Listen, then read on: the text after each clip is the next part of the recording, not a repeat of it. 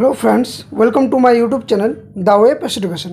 So friends, এই মুহূর্তে তোমাদের জন্য একটা গুরুত্বপূর্ণ আপডেট শেয়ার করছি। সেটা হচ্ছে কলকাতা হাইকোর্টে আবার প্রশ্নচিহ্নের মুখে রাজ্যের নতুন ওবিসি লিস্ট।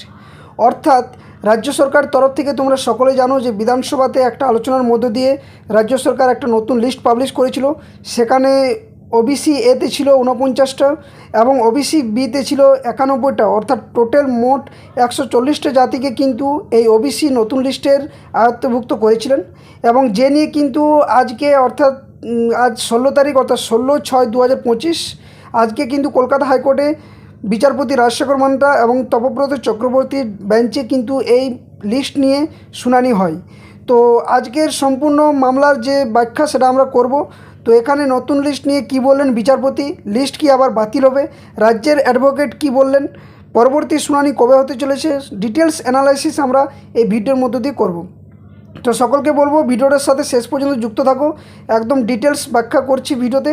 এবং সাথে সাথে বলবো যারা চ্যানেল নতুন আছো এবং এই চ্যানেলের দ্বারা যদি কোনো কিছু উপকৃত হয়ে থাকছো, অবশ্যই চ্যানেলটি যদি সাবস্ক্রাইব না করে থাকো এবং যারা নতুন ভিউয়ার্স রয়েছো সকলে কিন্তু চ্যানেলটি সাবস্ক্রাইব করো এবং পাশে থাকা বেল নোটিফিকেশন অন করো, যাতে এই ধরনের সমস্ত নোটিফিকেশন নিউজ আপডেট পেয়ে থাকো। এবং সাথে সাথে বলবো ভিডিওটি লাইক ও বন্ধুদের সাথে শেয়ার অবশ্যই করো। তো চলো আজকের বিষয়টি নিয়ে আলোচনা করা যাক। যে বিষয়, তো দেখো তোমরা দেখতে পাচ্ছ যে আজকে অর্থাৎ 16 তারিখ কলকাতা হাইকোর্টে কিন্তু এই ওবিসি কেস মামলার শুনানি হয়। এবং যেখানে দেখো ডেট দেওয়া রয়েছে, যেটা ডেট হচ্ছে 16/5/2025 আজকে কিন্তু এই মামলার শুনানি হয়। এবং অনারেবল জাস্টিস তপব্রত চক্রবর্তী এবং অনারেবল জাস্টিস রাজশেখর মান্তার কিন্তু বেঞ্চে এই মামলা নিয়ে শুনানি হয়। তো এই মামলার কী বলা হয়েছে সেই ডিটেলস আমরা এক এক করে এরপর আলোচনা করব। তো দেখো বিষয়টা হচ্ছে যে আজকে প্রথমত রাজ্যর যে অ্যাডভোকেট ছিলেন তিনি কিন্তু প্রথমেই প্রশ্নচিহ্নের মুখে পড়েন। কারণ আজকে যখন কোর্ট নাম্বার 11তে এই মামলা নিয়ে শুনানি হয় দুপুরবেলা, তখন কিন্তু বিচারপতিদের তরফ থেকে বলা হয় যে এই যে নতুন লিস্ট প্রকাশ করা হয়েছে এখানে, তো এই মামলাতে যে লিস্ট প্রকাশ হলো বা এই মামলা করার পেছনে হচ্ছে মানে লিস্ট যে নতুন বার হয়েছে সে নিয়ে কিন্তু মামলা। অর্থাৎ মামলাতে যখন এই ক্যান ফাইল করা হয় বা বিভিন্নভাবে যখন এই মামলা নিয়ে বিচার চলে, তখন বিচারপতি বলেন যে এই মামলা কি বিধানসভাতে যখন আলোচনা হয় তখন সেটা লেজিসলেটিভ দ্বারা মানে বিল পাস হয়েছে নাকি এমনিভাবে আলোচনা হয়েছে। তখন রাজ্য সরকারের তরফ থেকে যিনি অ্যাডভোকেট ছিলেন তিনি কিন্তু বিষয়টি বলেন না, এটা কিন্তু কোনোভাবে লেজিসলেটিভ যে বিল সে বিল পাস করে হয়নি, মুখ্যত এমনি মৌখিক আলোচনার মধ্য দিয়ে কিন্তু এই লিস্ট প্রকাশিত করা হয়। অর্থাৎ এখানেই কিন্তু প্রথমেই প্রশ্নচিহ্নের মুখে পড়ে যায় 140টা যে ক্যাটাগরিকে অন্তর্ভুক্ত করা হয়েছে সেই বিষয়ে। কারণ এখানে অনেক কিছু বিষয় রয়েছে যেগুলো হয়তো সকলে জানো এবং জানারও বিষয়, যেখানে হয়তো কিছু মানে ক্যাটাগরিকে প্রাধান্য দেওয়া হয়েছে বা কিছু ক্যাটাগরিকে বাদ দেওয়া হয়েছে বা আদৌ ওবিসি আন্ডারে এরা পড়ছে কি পড়ছে না এটা নিয়ে প্রশ্নচিহ্নের মুখে পড়েছে। আবার কিন্তু বিচারপতি বলেন যে এই যে ওবিসি লিস্ট প্রকাশ করা হলো, তো এই ওবিসি লিস্টে যে যা দেখা যাচ্ছে এই 140টা লিস্টের মধ্যে অনেক ক্যাটাগরি রয়েছে যাদের প্রথমে কিন্তু যে 77টা কমিউনিটিসকে বাদ দেওয়া হয়েছিল প্রথমে ওবিসি লিস্ট থেকে আগে, অর্থাৎ 2010-এর পর থেকে বর্তমান সময়ের এই লিস্ট পাবলিশ হওয়ার আগে মুহূর্ত পর্যন্ত যে লিস্ট ছিল পুরনো, সেখানে কিন্তু অনেকগুলো মানে ক্যাটাগরি বা জাতিকে বাদ দেওয়া হয়েছিল, যেগুলো আবার নতুন করে এই যে 140টা লিস্ট সেখানে কিন্তু অন্তর্ভুক্ত করা হয়। তো এই নিয়ে যখন প্রশ্নচিহ্ন করা হয় তখন কিন্তু তিনি এটাও বললেন যে হ্যাঁ হতে পারে যে হয়তো এরা মানে ওবিসি বা ব্যাকওয়ার্ড ক্লাসের মধ্যে পড়ছে, লিস্টে প্রবেশ করতে পারে, সেটা কোনো প্রাসঙ্গিক বিষয় নয়। কিন্তু আর্গুমেন্টের মূল বিষয় হচ্ছে যে এটা নিয়ে বিল পাস না করে কিভাবে 140টা ক্যাটাগরিকে এইভাবে অন্তর্ভুক্ত করে নতুন লিস্ট প্রকাশ হলো, বা সুপ্রিম কোর্টে যেহেতু বিচারাধীন বিষয় এখন পর্যন্ত রয়েছে এই সার্ভে নিয়ে কি আলোচনা হয়েছে। তখন রাজ্য সরকারের তরফ থেকে বলা হয় যে যিনি অ্যাডভোকেট ছিলেন তিনি বললেন বিষয়টা যে মোট প্রত্যেকটা জেলাতে 200 থেকে 250টা ফ্যামিলিকে কিন্তু সার্ভে করা হয়েছে, 200 থেকে 250টা ফ্যামিলিকে সার্ভে করা হয়েছে। অর্থাৎ প্রায় এখানে বলা চলে যে না 50 থেকে 100টা কিন্তু মানে ফ্যামিলিকে নিয়ে সার্ভে করা হয়েছে এবং যার বেসিসে কিন্তু এই লিস্ট প্রকাশ করা হয়েছে একটা আনুমানিকভাবে।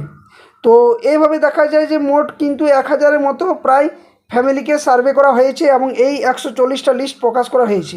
তো এইখানে যে 140টা লিস্ট প্রকাশ করলো, মোট 1000 মতো ফ্যামিলিকে সার্ভে করে, সেখানেও কিন্তু রাজ্য সরকারের যে অ্যাডভোকেট তিনি কিন্তু প্রশ্নচিহ্নের মুখে পড়ে যায়। এবং আমরা সকলেই জানি যে এই যে ওবিসি কেস ম্যাটার এটা কিন্তু 15/7/2025 এটা কিন্তু শুনানি হতে চলেছে সুপ্রিম কোর্টে। এবং এখনও পর্যন্ত যে লিস্ট সেই লিস্টে কিন্তু দেখাচ্ছে সুপ্রিম কোর্টে যে ওয়েবসাইটে, সেখানে কিন্তু 15 তারিখ লিস্ট দেখাচ্ছে। তার আগে রাজ্য সরকারের তরফ থেকে যে সার্ভে করতে বলা হয়েছিল সেই সার্ভে নিয়ে কিন্তু এই মুহূর্তে মানে আমাদের কলকাতা হাইকোর্টেই কিন্তু প্রশ্নচিহ্নের মুখে পড়ে যায়। তো আদৌ এই লিস্ট থাকবে কি থাকবে না সেটা নিয়ে কালকে অর্থাৎ যে ডেট দেওয়া রয়েছে সেটা দেখো আমরা এরপর যদি আলোচনা করি তো ডেটটাও বুঝতে পারবো যে কবে ডেট দেওয়া রয়েছে। তো এখানে কিন্তু পরিষ্কারভাবে বলা রয়েছে দেখো যে আজকে কী কারণে এই মামলার শুনানি শেষ পর্যন্ত ফাইনাল হয়নি। সেটা হচ্ছে due to paucity of time the learned advocates appearing for the respective parties could not conclude their arguments. অর্থাৎ এখান থেকে এটাই বোঝা যায় যে আজকে সম্পূর্ণ যে তথ্য সেই নথি এখনও পর্যন্ত প্রকাশ করতে পারেনি, যার জন্য সঠিকভাবে আর্গুমেন্ট হয়নি।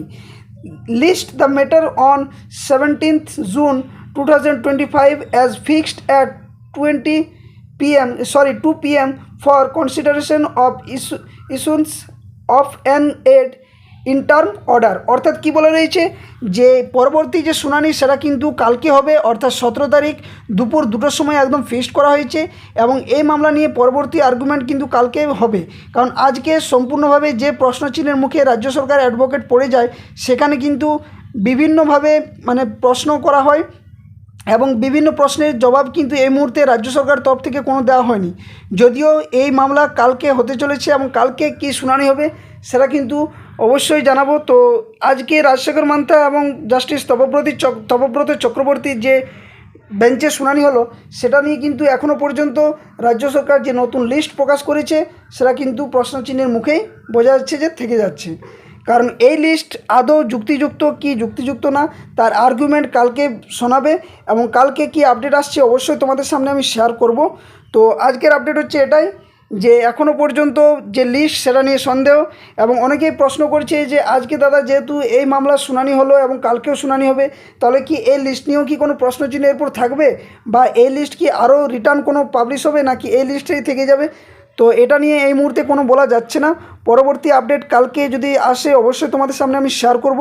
এবং কি আপডেট এলো যদি আরও ডিটেলস ব্যাখ্যা জানতে চাও তো অবশ্যই তোমরা ইউটিউব চ্যানেলে গিয়ে কলকাতা হাইকোর্টের যে ওয়েবসাইট রয়েছে চ্যানেল রয়েছে সেখানে গিয়ে ডিটেলসটা দেখতে পারো।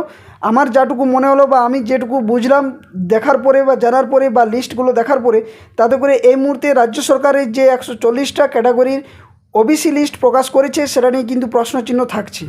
এবং 15 তারিখ যেহেতু সুপ্রিম কোর্টে 3 মাস যেহেতু সময় চাওয়া হয়েছিল এর আগে রাজ্য সরকারের যিনি আইনজীবী ছিলেন সেখানে, তো এই লিস্ট কিন্তু 15 তারিখে আদৌ উঠবে কি উঠবে না সেটাও কিন্তু প্রশ্নচিহ্ন থাকছে। কারণ আজ যে হিসেবে হাইকোর্টে এই মামলার শুনানি হলো বা কালকে কি হতে চলেছে তার উপরেই কিন্তু ডিপেন্ড করে পরবর্তী শুনানি সুপ্রিম কোর্টে হবে। তো চাকরির ক্ষেত্রেও কিন্তু যে নোটিফিকেশনগুলো বার হচ্ছে বা আজকে WBSSCর নতুন গ্যাজেট অনুসারে ফর্ম ফিল আপ শুরু হয়ে গেছে 5টা থেকে, তোমরা সকলে জানো, এর ভিডিওটা আমি আগে দিয়েছি। তো আদৌ কি বাকি চাকরির পরীক্ষাগুলো এভাবে কোনো একটা ব্যতিক্রমী প্রসেস বার করে বা বিদ্যালয়গুলোতে যে ভর্তি চলছে বা পিএসসির যে নতুন নোটিফিকেশন পাবলিশ হবে বা নিয়োগ প্রক্রিয়া যে চলবে সেখানেও কি কোনো আদার্স কোনোভাবে ভাবছে রাজ্য সরকার, বা প্রাইমারি আপার প্রাইমারি যে আপকামিং নিয়োগগুলো হবে সেখানেও কি রাজ্য সরকার কোনো বিকল্প ভেবে নিয়ে এই ওবিসি যে লিস্ট সেই লিস্ট হিসেবে মানে নিয়োগ প্রক্রিয়া চালু করবে নাকি অন্য বিকল্প কিছু ভাবছে সেটা নিয়েও কিন্তু এখনও পর্যন্ত চাকরি প্রার্থীদের মধ্যে প্রশ্নচিহ্ন থাকছে। ওকে, তো এই ছিল তোমাদের আপডেট। যদি ভিডিওটি ভালো লাগে অবশ্যই ভিডিওটি লাইক এবং বন্ধুদের সাথে শেয়ার করো।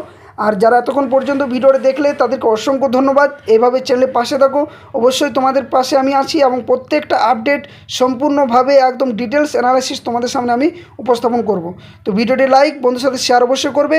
আর চ্যানেল নতুন হয়ে থাকলে অবশ্যই চ্যানেলটি সাবস্ক্রাইব করে পাশে থাকা বেল নোটিফিকেশনে অন করবে। ধন্যবাদ, জয় হিন্দ।